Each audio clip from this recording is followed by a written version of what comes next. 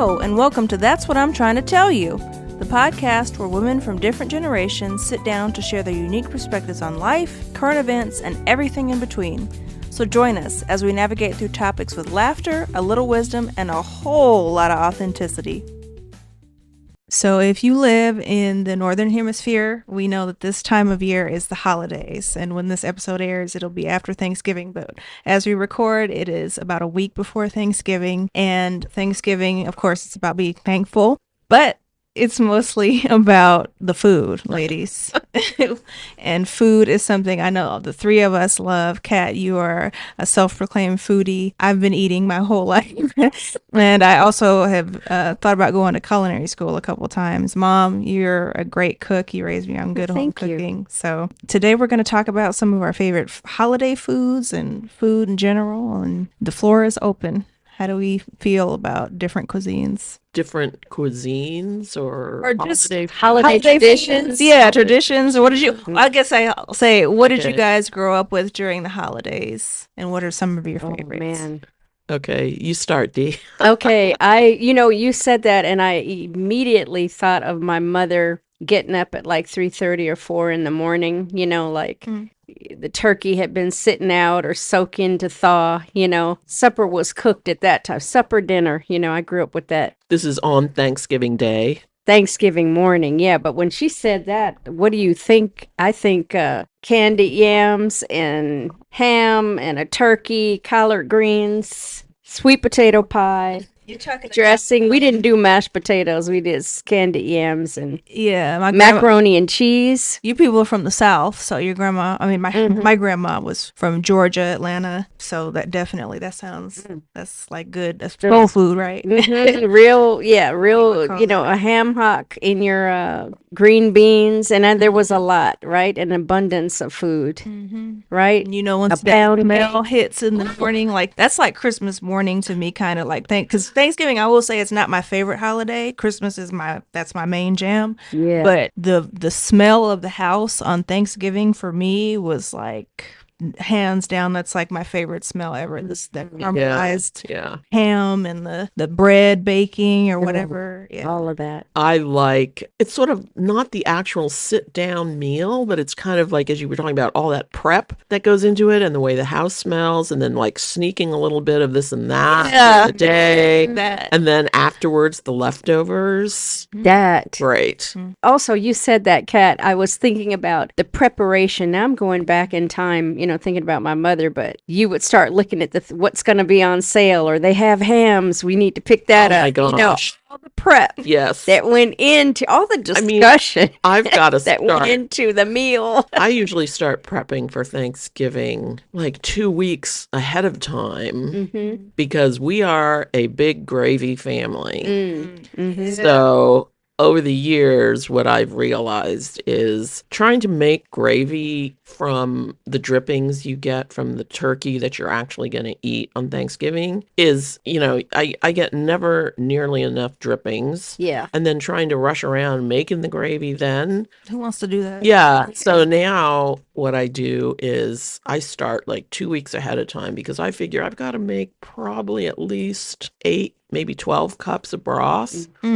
Because I want a lot of gravy, and then the kids also like, it's called juk in Chinese, but it's a rice porridge. How do you pronounce that again? Juk. Juk. Yeah. And my mother always made turkey juk. And she always would say that it's best with turkey broth because the turkey broth is so much stronger than like chicken broth because you can make it with anything. So that became a tradition. So I'm like calculating in my mind, like, okay, if I'm going to have enough juk for everybody to eat, that might be 8 cups worth of broth just for that. Then I need another like 8 cups worth of broth for gravy. So like I have to start 2 weeks ahead of time because I roast, I get turkey parts, I roast those. then I use those with vegetables to make the broth. Part of the problem is just storing all that broth until Thanksgiving. Yeah. And Well, there's us now. That's like Jess. meal prep before meal prep. Yeah. Ever was a but thing. this is a question like, There are only You two know, of us. well, that's now. that's Yeah. the thing. Like you were saying, like all those different dishes. Yeah, that was then. And I love having all those different sides. But I mean, my immediate family Thanksgiving right now is 8 people. But when I was growing up, I come from a large extended family, as do you. And so, Thanksgiving would be 40 people or whatever. So you can make all those sides. But when you get reduced down to very few people, you're like, doesn't it seem like overkill? For me to make like stuffing and yams and greens, and everybody has their favorite dish that they want you to make. That's interesting you're saying that, because we have discussed that, because now, so I Like, what do haven't- you make if it's 2 of you or Well, 4 that's of it. you? That's where we are, because both of us are only children, and Yes. it's just us now. So we actually have decided that we just are going to eat what we want to eat. Yeah, like just mac and cheese or just That's gravy and mashed potatoes. Because one year we were like, we've been doing this for like 3 years now. We're like, screw it. We should just make like the stuff we want. Yeah, your to eat. favorite. Yeah, like she made a quiche like 3 years ago.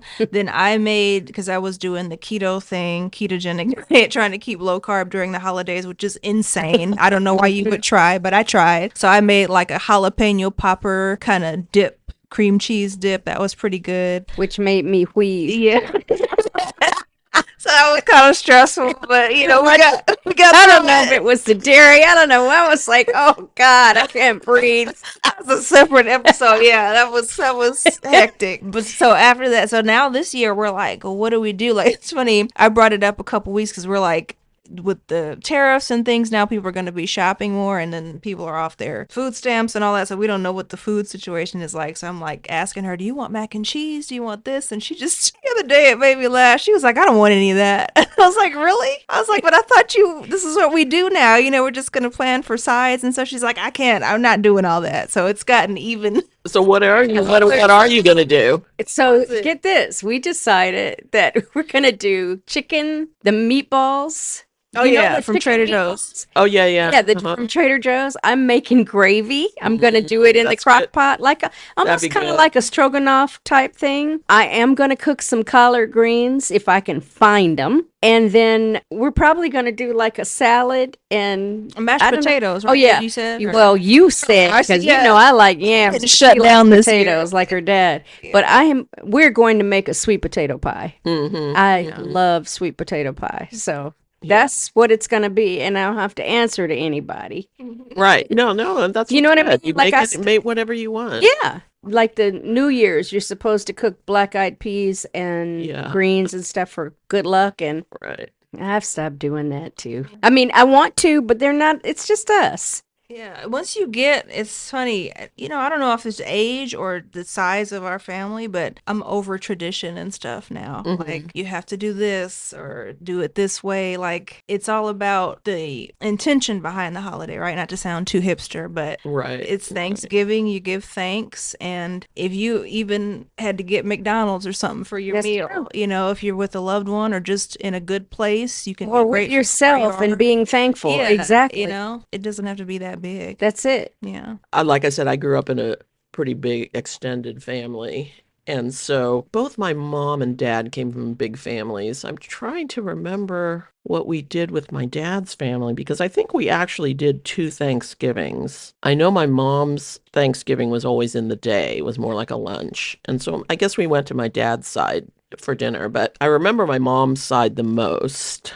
And it was one of those big family gatherings where everybody makes the same thing, right? Everybody's known for, like Auntie Shirley makes this, Uncle Victor makes the candied yams, Auntie Sharon makes the stuffed potatoes. So every year, you know exactly what's going to be on the menu. My grandfather was always in the kitchen making, what did he make? I can't remember. My parents always made the turkey because my father's super picky about turkey. He does not like a dry turkey.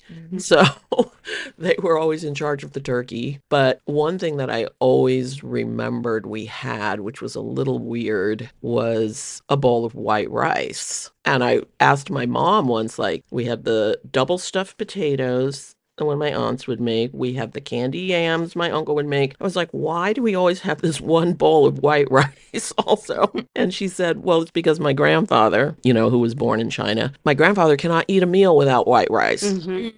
So no matter what else is on the plate, there has to be white rice. And actually what I and my kids all discovered is white rice with turkey gravy is really good. Like, That right there. for us, it beats mashed potatoes hands down. That's like white bread with barbecue. Just Yeah. plain old Wonder Yeah, I mean, bread it's with just- barbecue. Yeah. So now I always, I do a family Thanksgiving, and we always have white rice. That's our The main. tradition continues. Yeah. Yeah. Okay, so I have a question to pose. Is there anything, we're talking about Thanksgiving and into Christmas, is there any food that either of you did not like during the holidays or could leave out? Because I have something in mind for me. Not for me, I don't think, but we do have this, again, on my mother's side, there is this one dish. It's the stuffing, and it has this story behind it, so I have to tell you the story, but it's a very controversial dish. It's one of those things that you either really like it or you really hate it. Does it involve having gizzards in it? No. Or liver No. gizzards? Yeah, It's, I don't like that. but it's like anybody who marries into the family, it's always like, so did you like the stuffing or not? But it came about because, so my grandparents are from China, and they raised their kids in Oakland, Chinatown. My grandparents really didn't speak English much. And so, my mom was raised in a very Chinese household. It wasn't like Americanized at all.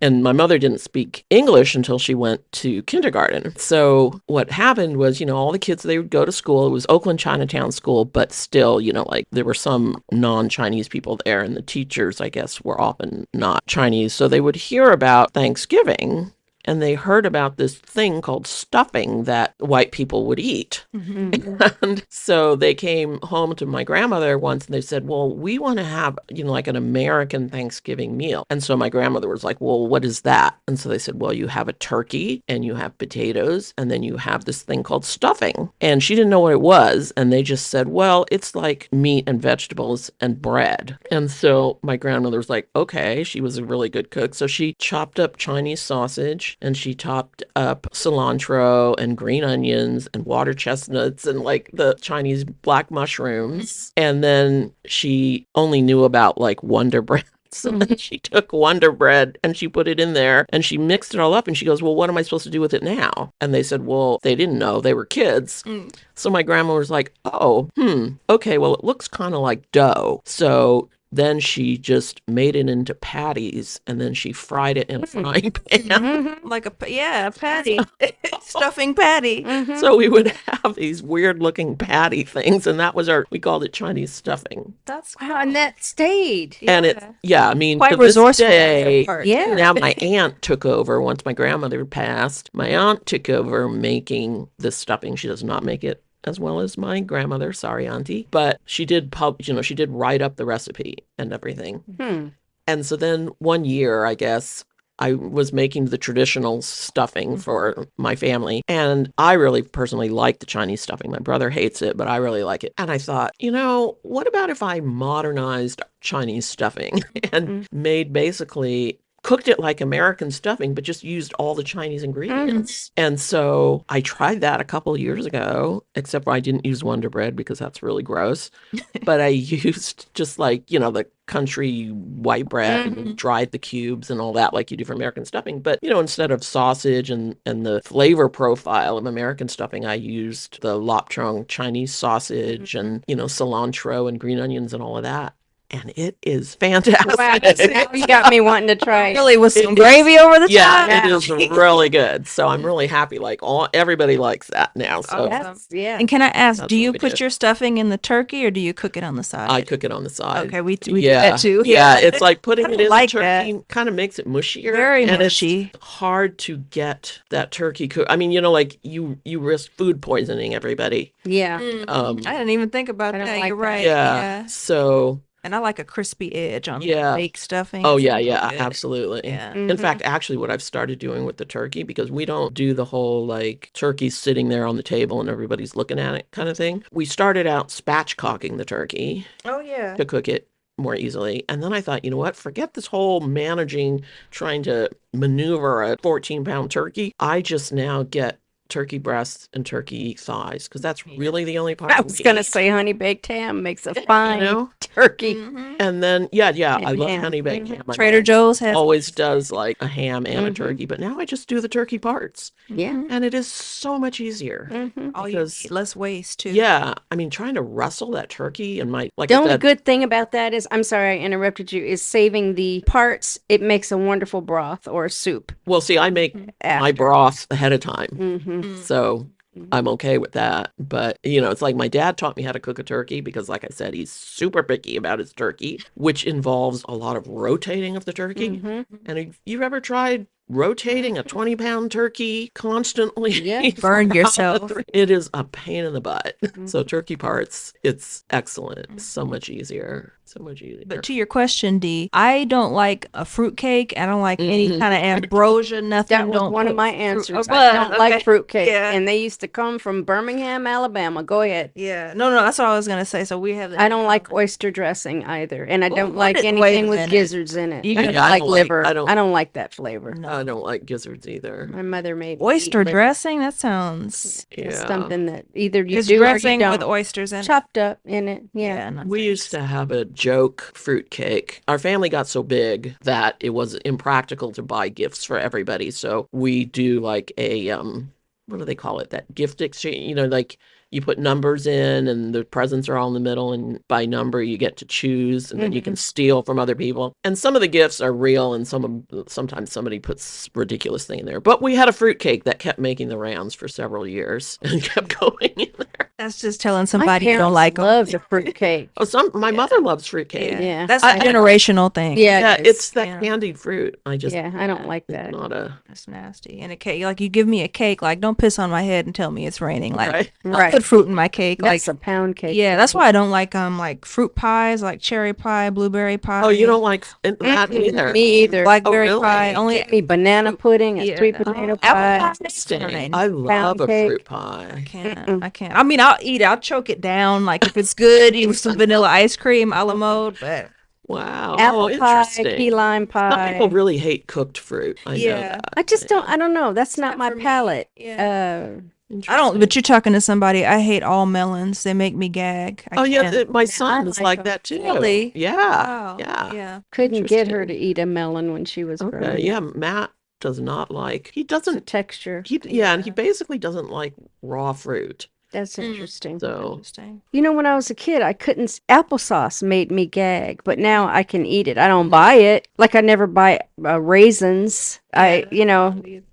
I don't You know, dislike. I them, mean, but- Yeah. this is weird, but PSA service announcement. You know that grapes are highly toxic to dogs. Yes. Yes. Grapes are highly Yes. toxic to dogs. Highly toxic. And therefore, so are raisins. So anybody that has children Garlic. that might drop their raisins on the floor, Mhm. make sure your dogs do It's not. good to eat put those that out raisins. there. Yeah. For I real. don't know why people just like this is just a sidebar, but what is with Starbucks giving these damn pup cups to dogs? A freaking cup filled with whipped cream, dairy? Oh, Oh, I mean, and everybody's like, "Oh, it's cute. He's getting his pup cup." But can that be good for him? I don't think it's bad for them, but Doesn't it give him the shits? I think it depends on your dog. Like my Oh, dogs, no. my dogs Mm. tend to have very sensitive stomachs. Mickey would get a cup of ice from Starbucks. He loved it. I've never given my dogs a pup cup, so. And I know for sure, Starbucks, this is just the food elitist in me. Their whipped cream, because I look at ingredients and everything, it's not just cream whipped. It's got like carrageenan and stabilizers in it too. So that's, it's not pure. But yeah, I don't know. This holiday will be interesting, delicious nonetheless. And Catherine, you have given me the inspiration to get on the gravy train. Oh yeah. And, I have one more question though before you. Does anybody have a favorite holiday beverage or cocktail? Oh yeah.